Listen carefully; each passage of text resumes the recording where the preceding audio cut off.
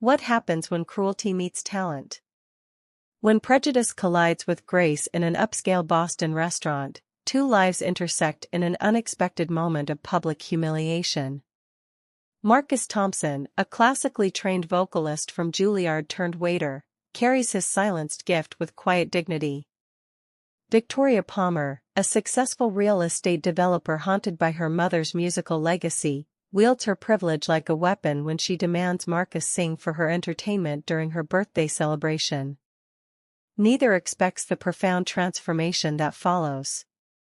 A single hymn, Amazing Grace, breaks through years of carefully constructed walls, revealing buried truths and shared pain. This story explores the power of music to heal, the weight of dreams deferred, and the unexpected ways redemption finds us. Through their journey, we discover how prejudice can silence extraordinary voices, how privilege can blind us to our own humanity, and how second chances sometimes come disguised as moments of crisis. As Marcus and Victoria navigate their way from that cruel encounter to an unlikely partnership, they learn that sometimes our greatest disappointments lead us to our true purpose.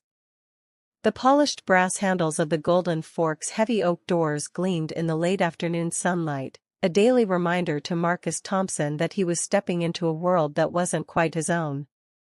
He adjusted his precisely knotted black tie and smoothed down his crisp white shirt, the ritual as familiar as breathing. After 8 years of service at Boston's most prestigious restaurant, the kitchen's controlled chaos greeted him as he entered through the staff entrance. The symphony of clattering pots and sizzling pans was a stark contrast to the measured elegance of the dining room beyond. Chef Antoine's accented voice rose above the din, barking orders in his characteristic mix of French and English that always brought a slight smile to Marcus's face. "Marcus, mon ami," Antoine called out, his round face breaking into a genuine smile. "Early as always, eh? Good thing too. The Henderson party cancelled, but we just got a reservation for the mayor's office. Table 12 will be yours tonight." "Got it, chef," Marcus responded, heading to his locker to store his worn messenger bag. Inside was the music book he had been studying during his lunch breaks, an old habit from his teaching days, one he couldn't quite shake even after all these years.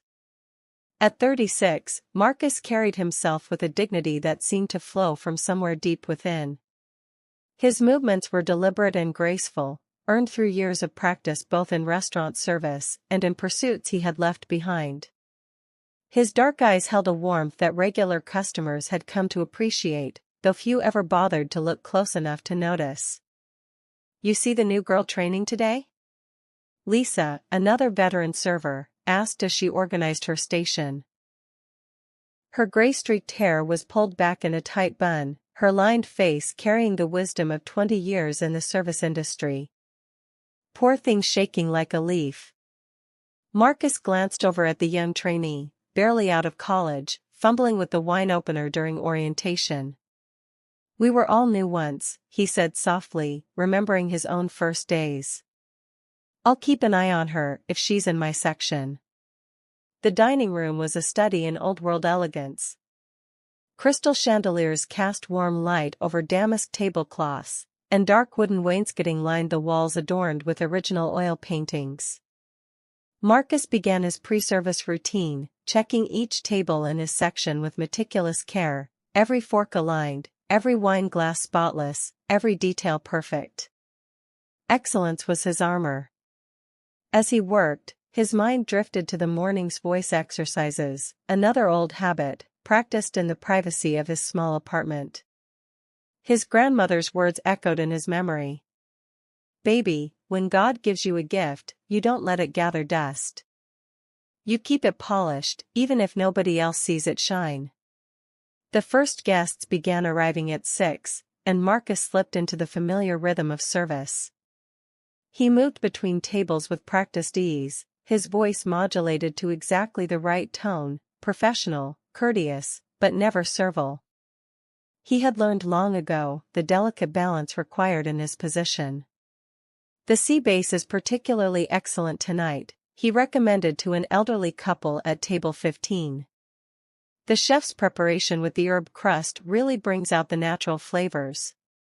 The woman smiled genuinely at him, some customers did, while her husband barely glanced up from his menu. Marcus was used to being both visible and invisible, often in the same moment. He had developed a sixth sense for reading people over the years, adjusting his approach accordingly. Between courses, he caught snatches of conversations from his colleagues in the service station. Lisa was talking about her son's college applications, while James, the youngest waiter besides the trainee, was excitedly discussing his band's upcoming gig at a local bar. "You should come hear us play, Marcus," James said, his enthusiasm infectious. "I remember you mentioning you were into music." Marcus smiled but shook his head. "Maybe another time," he replied, the same answer he always gave to such invitations. The truth, that he had once taught music theory at a prestigious prep school, that he had trained in classical voice at Juilliard before life took unexpected turns, stayed locked away, where it belonged. The evening progressed smoothly until a commotion at table 20 caught everyone's attention. A customer was berating the new trainee over a wine selection, his voice carrying across the dining room. Marcus watched the girl's face flush with embarrassment, her hands trembling as she tried to handle the situation. Without hesitation, he moved to intervene. "Pardon me, sir," he said, his voice calm and assured. "I'd be happy to assist with selecting another wine more to your taste." His presence seemed to deflate the man's anger, and within moments, the situation was resolved. Later in the kitchen, the trainee, Sarah, he'd learned, approached him with grateful eyes. "Thank you for earlier," she said. "I almost quit on the spot." Marcus paused in garnishing a plate of Dover sole. "The hardest part of this job isn't carrying plates or memorizing wine lists," he said quietly. "It's remembering who you are, no matter how others might see you. Don't let anyone take that from you." As the night wound down, Marcus found himself at the service bar, polishing glasses, while soft jazz played from the dining room speakers. The melody caught his ear, an old standard his grandmother used to sing, and he hummed along, almost unconsciously. "I didn't know you could sing," Sarah commented, stacking dessert menus nearby. Marcus fell silent, focusing on the glass in his hands. "Just an old hobby," he said after a moment. But his fingers tapped the counter in rhythm, muscle memory from years of piano training refusing to be completely suppressed. The last customers departed just after 11, leaving behind the comfortable quiet of closing time. As Marcus completed his side work, refilling salt cellars, rolling silverware for the next day, he allowed himself to feel satisfied with another successful shift. He had managed the careful dance required of him, maintaining his dignity while ensuring every guest felt properly served. Chef Antoine emerged from the kitchen as the staff prepared to leave, his white coat showing the evidence of a busy service. "Good night, everyone," he called out. Then, turning to Marcus, he added, "Excellence, as always, mon ami." Walking to his car in the employee lot, Marcus gazed up at the stars, barely visible through the city's light pollution. His grandmother used to say that music was like those stars, even when you couldn't see them, they were there, shining. He touched the music book in his bag, allowing himself a moment of remembrance before driving home to his quiet apartment. Tomorrow would bring another day of careful balance, of measured words and calculated movements. But for now, in the privacy of his car, Marcus let himself sing softly, his rich baritone filling the space with an old spiritual his grandmother had taught him. The notes carried the weight of memory, of dreams deferred but not forgotten, of a talent that refused to dim despite years of hiding in plain sight. For days after that night at the Golden Fork, Marcus found himself caught between two worlds, the familiar safety of routine and the uncertain promise of something more. He continued his shifts at the restaurant as if nothing had changed, but in the quiet moments, his mind kept returning to the offer Victoria had made. The key to her mother's music studio sat on his nightstand, untouched. Every morning before heading to work, his fingers would brush against it, but he never picked it up. Lisa noticed the shift in him before he even said a word. "You've been humming again," she observed one afternoon, her arms crossed as she watched him polish a stack of wine glasses. Marcus glanced up. "What?" "You used to do it all the time when you first started here," she continued. "Then, one day, you just stopped. But now? You're humming again." Marcus hadn't realized it. He tried to dismiss it, shaking his head with a small chuckle. "Old habits, I guess." Lisa didn't look convinced. "Or maybe something woke up inside you." Marcus didn't answer. That night, long after his shift had ended and the city had settled into a lull, he found himself driving, not home, but to Grace Note's studio.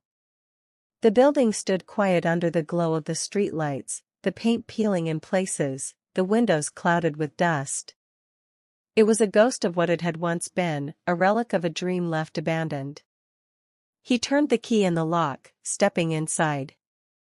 The scent of aged paper and wood polish greeted him, along with the faintest hint of something else, something intangible, like the echo of past melodies lingering in the air. He moved through the space slowly, running his hands over the music books stacked neatly on the shelves. He imagined the students who had once filled these rooms, their laughter, their frustration as they learned a difficult passage, the triumphant moments when the notes finally came together. Then, without thinking, he sat at the piano. The keys were cool beneath his fingertips. He hesitated, then played a single note. It rang out, clear and strong. Another note followed, then another.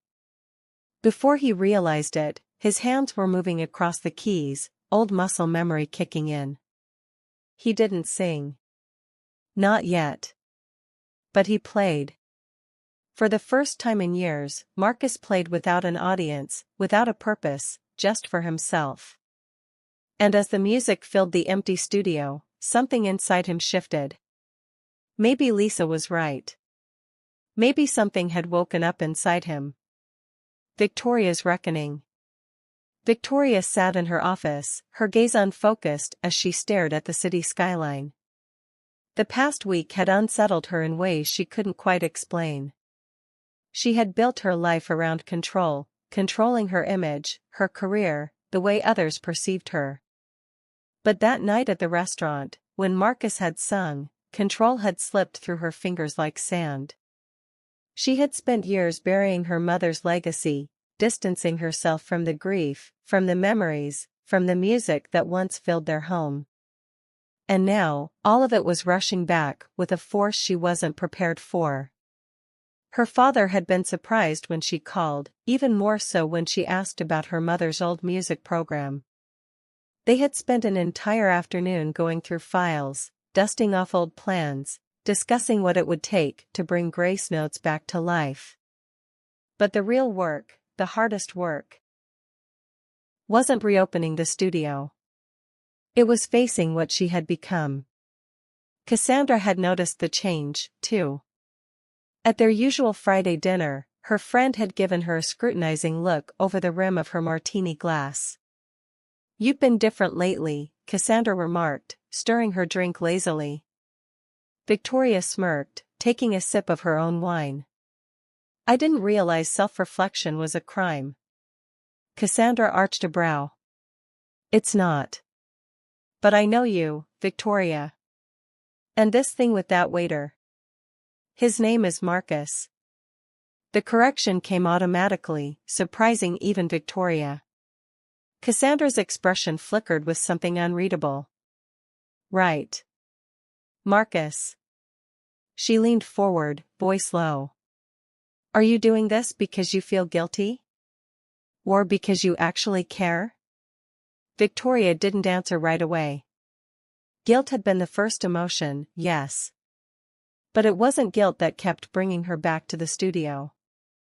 It wasn't guilt that made her want to do something real for once, to build something that wasn't just another real estate development. I don't know, she admitted. Maybe both. Cassandra exhaled, sitting back in her chair. Just be careful, she warned. Rich people playing philanthropist can be dangerous. Victoria frowned. Dangerous how? Because sometimes, when you try to fix something, you realize you're the one who's broken. Victoria let that sink in.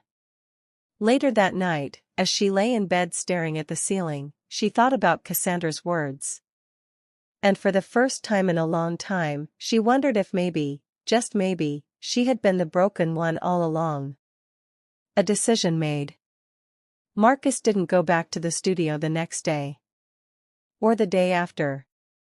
He told himself he was too busy, that it wasn't his world anymore. But the truth was, he was afraid. Afraid of wanting something again. Afraid of what it would mean if he let himself hope. But then Victoria showed up at the Golden Fork. Not in the evening, not as a guest, but in the middle of the afternoon, when the restaurant was nearly empty, save for the staff setting up for dinner service. Marcus was rolling silverware when he saw her standing at the entrance, her usual confidence replaced by something more hesitant. "What are you doing here?" he asked, setting down the napkin. Victoria took a breath. "I need to talk to you." He crossed his arms. "I'm working." "I know," she said. "But this is important." Marcus studied her for a long moment before nodding. 5 minutes. They stepped outside, the autumn air, crisp against his skin. Victoria hesitated, then pulled out a folder. "I've been working on the studio's reopening," she said. "I've secured funding. We have a space. We have everything we need." Marcus didn't take the folder. "Good for you." She exhaled. "Marcus. I need you to run it." He stared at her, stunned. "I can't do this without you," she admitted. "I don't know music like you do. I don't understand what it means to teach the way my mother did. But you do." He shook his head. "Victoria." "I know it's not an easy decision," she interrupted. "But I've seen what happens when you let yourself be who you're meant to be.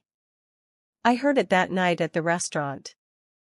And I think, no, I know, this is where you're supposed to be." Silence stretched between them. Then, finally, Marcus took the folder. He didn't open it. Not yet. But he took it. And somehow, that felt like the first step. Marcus sat at his small kitchen table, staring at the folder Victoria had given him. It sat unopened, the edges slightly curled where his fingers had gripped it too tightly on the drive home. He wanted to open it. He wanted to ignore it. He wanted to believe that it didn't matter. But it did. The weight of his grandmother's words pressed against him. "Baby, when God gives you a gift, you don't let it gather dust." With a sigh, he flipped open the folder. The first page was a proposal, detailed, thorough, and undeniably real. Victoria had done her homework. The funding was secure, the endowment her mother had left untouched for years finally put to use. The studio would provide scholarships, community outreach, even a small stipend for its teachers. And there, on the final page, was a contract. Marcus Thompson, Director of Music Education. His name looked strange on official paper. It had been years since he'd seen it tied to anything but a restaurant schedule. He traced the letters with his fingertips, his pulse unsteady. This wasn't just a job offer. It was a door. The question was, did he have the courage to walk through it? Victoria's reflection. Victoria sat at her desk, the city skyline sprawling beyond the floor-to-ceiling windows of her office. Her phone vibrated against the polished wood. She didn't need to check the screen to know who it was. Her father. He had been calling more frequently since she had reopened the studio. At first, she had assumed it was skepticism, his way of keeping an eye on her latest project. But the last time they spoke, something had shifted. "You remind me of her," he had said.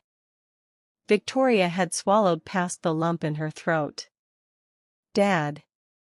"I mean it," he interrupted. I wish you'd come to this sooner." So did she. She closed her eyes, exhaling slowly. The problem with change, she was learning, wasn't deciding to do it. It was living with the person you had been before. She had spent years building a life that fit into the world she wanted to belong to. A world of business deals, networking events, designer clothes, and empty relationships. A world where the arts had been a pastime, not a purpose. But now, that world felt hollow. And the closer she got to Grace Notes, the more she realized just how much she had been running from. Her mother's legacy. Her own fears. Herself. She picked up her phone and, for the first time in years, dialed her father back. "Victoria," he answered, surprised. She hesitated. "Tell me about the first time Mom performed." Silence stretched between them. Then, her father sighed, his voice softening. "She was 17, he said. And she was terrified." Victoria listened, letting the story wash over her like a song she had almost forgotten. Maybe, she thought, it wasn't too late to remember the melody. The decision. Marcus arrived at the studio the next morning. Victoria was already there, sitting on the floor, surrounded by music books and papers. A speck of dust clung to her otherwise pristine black blazer, and her hair, always perfectly styled, was slightly undone. She looked up when he entered. "You're early," she noted. Marcus held up the folder. "I read it." Victoria stood, brushing off her hands. "And?" Marcus exhaled, running a hand over the back of his neck. "I don't know if I can do this." "Why not?" He gestured around the studio. "Because this is a responsibility. It's not just teaching kids to sing or play an instrument. It's shaping something. He hesitated. It's becoming something again." Victoria studied him for a long moment before speaking. "You know, I was terrified to reopen this place," she admitted. "I told myself it was just another investment, just another way to ease my conscience. But that's not why I'm here anymore." Marcus frowned. "Then why are you?" She stepped closer. "Because my mother believed in something bigger than herself. And for the first time in my life, I want to do the same." She held out her hand. "Help me, Marcus." His heart pounded. This was it. A choice. A moment. And for the first time in years, he decided to stop running from it. He took her hand. "I'm in. A new beginning." The first few weeks at Grace Notes were chaotic. Marcus had to rebuild a curriculum from scratch. Victoria handled the logistics, securing permits, finalizing contracts, and making sure they had enough funding to last through their first year. Word spread quickly. Parents started calling. Former students of Elizabeth Palmer reached out, offering to volunteer. Local musicians expressed interest in teaching part-time. Marcus found himself slipping back into his role as an educator with surprising ease. The first time he stood in front of a room full of students, he felt something settle into place, like a puzzle piece finally clicking where it belonged. He wasn't just a waiter anymore. He was a teacher. He was a musician. He was home. One afternoon, as he was finishing a lesson with a promising young soprano, he noticed Victoria watching from the doorway. She wasn't dressed like the polished real estate mogul he had first met. Her heels were replaced with flats. Her blazer was draped over a chair. She looked at ease. "You should join a class," he teased as she approached. Victoria scoffed. "Please. I haven't touched an instrument since I was 16. Marcus arched a brow. "And why is that?" She hesitated. "My mother wanted me to," she admitted. "And I was rebelling." Marcus chuckled. "So your grand act of defiance was avoiding piano lessons?" "Hey," she said, pointing at him. "I was very committed to the cause." They shared a laugh. Then, before she could talk herself out of it, Victoria walked over to the piano and sat down. She pressed a single key. Then another. The notes were hesitant, uneven. Marcus leaned against the wall, watching her. "Not bad," he murmured. Victoria glanced up, smirking. "You're lying." He grinned. "Maybe a little." She shook her head but didn't stop playing. Marcus listened. The melody was rusty, the technique flawed. But beneath it all, there was something familiar. Something real. And for the first time since he had met her, Marcus saw not just the woman Victoria had become, but the girl she had once been. And maybe, just maybe, the one she was trying to find again. Full circle. Months passed. Grace notes flourished.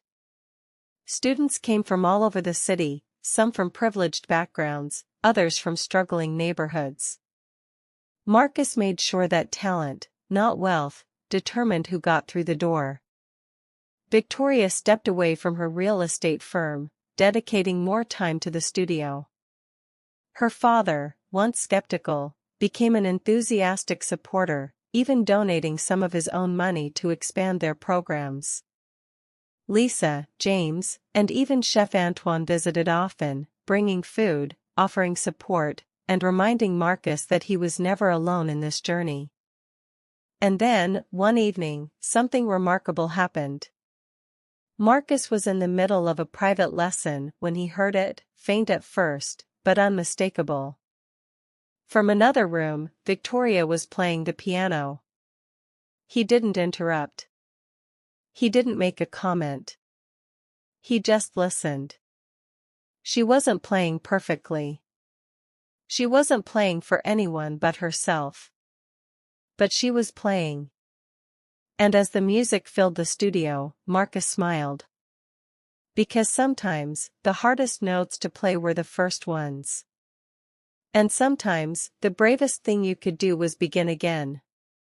Final notes. The golden fork was quieter than usual when Marcus and Victoria stepped inside. They had come back, not as waiter and patron, but as friends. Chef Antoine greeted them warmly, ushering them to a table near the piano. "Feels different being on this side of things," Marcus admitted as they sat. Victoria smirked. "Should I demand a song?" He gave her a flat look. She laughed. "Too soon?" Marcus rolled his eyes, but couldn't help smiling. As the night went on, they talked about the future, about expanding Grace Notes, about bringing in more teachers, about all the possibilities ahead. And then, as the evening wound down, Marcus did something unexpected. He walked to the piano. Victoria watched, eyes wide as he sat down and placed his hands on the keys. Then, softly, he began to play. And this time, when he sang Amazing Grace, it wasn't a performance. It wasn't a test. It was a homecoming.